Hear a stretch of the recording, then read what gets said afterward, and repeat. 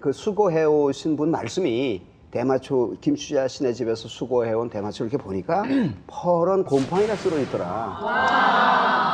그것에 대해서 김추자 씨는 그 멤버 중에서 베이스 기타 치는 사람이 그냥 우연히 이걸 한번 해보라고 그래서 별로 그렇게 담배를 피우는 사람도 아니었기 때문에 그래서 그냥 이렇게 두었던 거다. 내가 상습적으로 한 적은 없다. 그렇게 나중에 잘 해명이 됐던 것으로 압니다. 그런데 되게 재미있는 게 제 가면 담당 검사가 5명만 불어.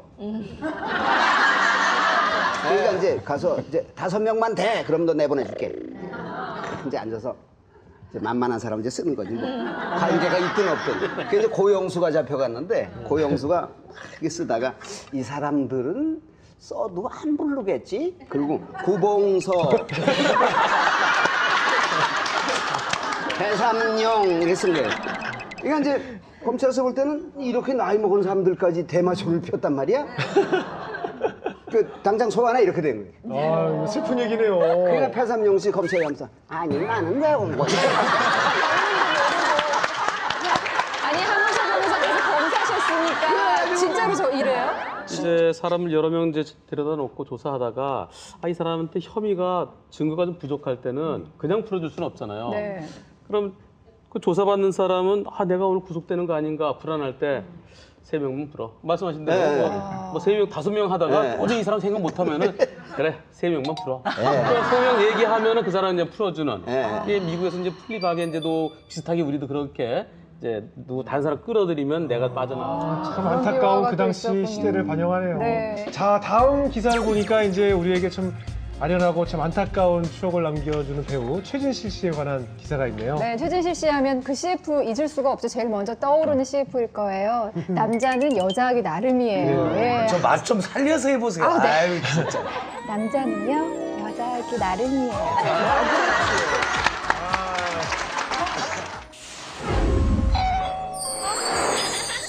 뭐가 해놨어? 축구가 더 좋단 말이죠?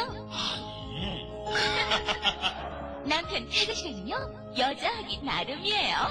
아, 그때 네. 이제 뭐 그 성우 더빙을 했던 그런 광고였던 것 같아요. 네. 근데 실제로 그 장난 삼아서 저 목소리 한번 내보라고 했었는데 예. 잘 못.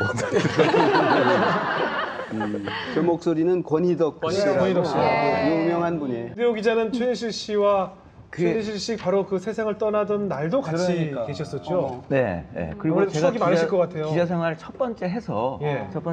이제 그 데스크가 예. 조금 어려운 거를 주문하잖아요. 예. 입사하면 그렇게 해서 첫 번째 받았던 그 인터뷰 대상자가 예. 최진실 씨였어요. 예. 그래서 뭐 그 남자는 여자 하기 나름 그때 무렵이었는데 정말 그때 당시에는 대단했었죠. 그리고 그 어떤 신데렐라 스토리가 완성이 된 거예요. 아, CF 단 한 편으로 물론 이제 그 전에 작품 활동도 했었지만은 예.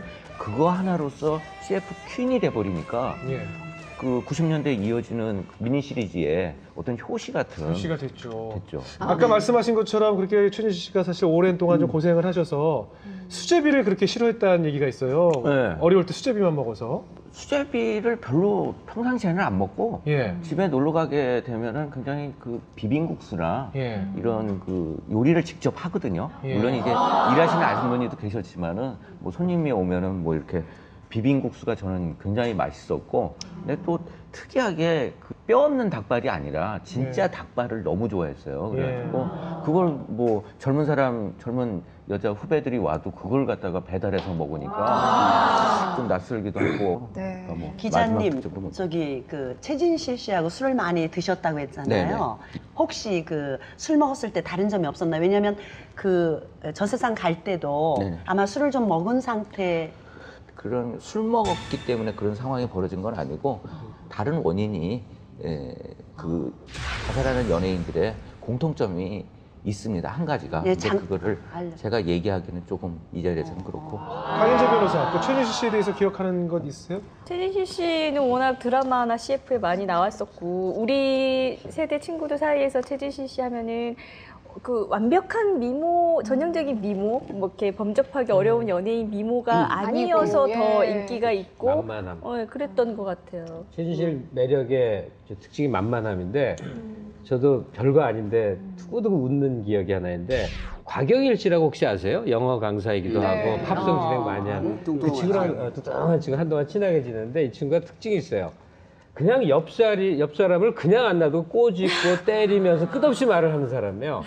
근데 어느 아침에 곽영일 씨 만났는데 야, 나 큰일 났다 그래. 그래서 무슨 소리가 했더니 전날 밤에 이효춘 씨 등등 몇 분들하고 점잖은 이제 술을 마신 거예요. 술자리인데 어떤 모자 푹 눌러쓴 여자가 들어왔는데 마침 곽영일 씨 옆에 앉은 거예요.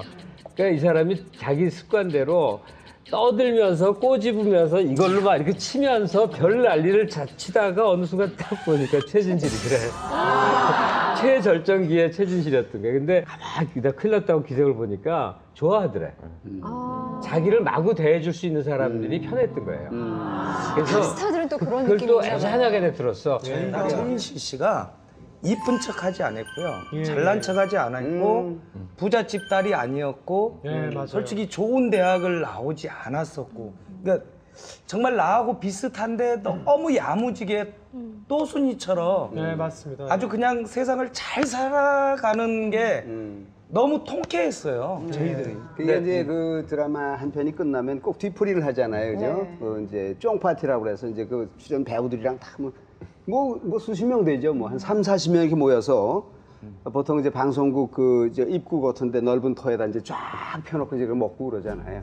그러면 최진실 씨야말로 뭐 당당 주연이니까 한쪽에 가만히 있고 이래도 되는데 처음 그 세팅할 때부터 마무리 다 치울 때까지 최진실이가 다 해요. 다 치우고 갖다 놓고 뭐 국장님 이 양반은 술 말고 막 이건 해. 그럼 마지막까지 다 하고서 수고들 하셨습니다. 그러고 가는 사람이 최진실. 찜질방 1호예요. 그 한증막을 그 자주 다녔는데 이 막에서 뭐 이렇게 수건 뒤집어 쓰고 있잖아요, 이렇게. 근데 들어있는데 계속 누군가가 최진실 씨에 대해서 욕을 하는 거예요, 아주머니.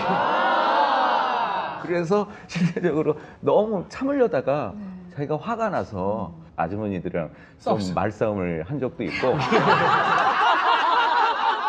근데 연예인이라는 거는 일종의 감정 노동자예요.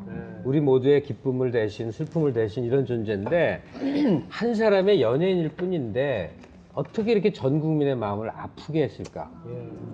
세상에는 이렇게 불행한 일로 떠난 사람이 참 많이 있어 왔는데 최진실 일에 다들 울었어요. 네, 맞아요. 그녀가 우리가 이제 세상을 흔든 여성이라고 그랬어요. 그러면 대배우로서 최진실은 아니에요. 그런데 최진실이 대체 누구길래 그 사람의 죽음을 이렇게 우리가 애통해 했던가 하는 생각을 참 많이 하게 돼요. 자, 김재우 기자, 이제 우리 뭐 최진실 씨를 추억하는 분들도 많이 계시고 또 더 중요한 것은 더 마음 아픈 것은 비극이 계속 이어졌다는 것이죠. 한 사람의 죽음으로 끝난 것이 아니라 많이 아파하고 있는데요. 실제로 그 최진실 씨 사후에 예. 무려 한 해 그 자살률이 급등을 했어요. 2,600명 정도가 더 돌아가셨고 연예인들이 그런 일에 휘말릴 때마다 굉장히 자살률이 올라가는 추세인데 조금 그 언론 보도도 좀 많이 반성을 해야 되는 거고요. 안타까운 점은 그 연예인들이 굉장히 이 잠이 부족하다 보니까 수면제를 이제 복용을 하게 되거든요. 근데 이제 수면제의 부작용 중에 그런 구절이 정확하게 나와요. 뭐냐면 우울증 환자가 장기 복용을 하거나 과다 투약했을 때는 자살 경향을 가질 수 있다는 부작용이 있거든요. 근데 그 영향에서 최진실 씨도 제가 뭐 거의 처음 얘기하는데 그게 좀 영향이 컸고 연예인들 같은 경우에 그런 문제들이 굉장히 커요. 그러니까 조금 연예인들이 저는 그 정신과 치료를 아주 좀 창피해하지 않고 상담받고 그 정상적인 곳에서 치료를 받을 수 있게끔 하는 사회가 만들어졌으면 하는 생각이 그래서 얘기를 좀 들어줘야 되는데 정신과 의사 얘기를 들어보면은요 우리나라 사람들이 가장 정신적인 문제가 많은 사람들이 40대 이후 남성 술자리에서 모여가지고 뭘 얘기를 해서 자기 무슨 고민 같은 거 얘기 좀 하려고 그러잖아요. 그러면은 옆에서 그런데 야 너만 힘들어? 그냥 술이나 먹어. 말을 못하게 말을 좀 하게 해줘야 되는데 이 모두가 씨가 그녀의 팬이었기 때문에 더 안타깝고 그녀를 그리워하고 있는 것 같습니다.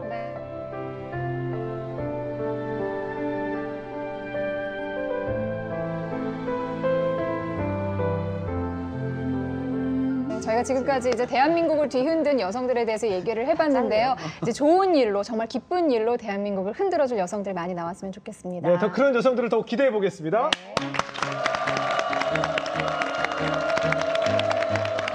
당신이 몰랐던 아주 궁금한 이야기 아궁이 오늘도 정말 여러 가지 이야기로 풍성했었던 것 같아요. 예, 앞으로도 여러분이 궁금해하는 그 이야기들 재미있게 풀어드리겠습니다. 다음 주에 뵙겠습니다. 고맙습니다.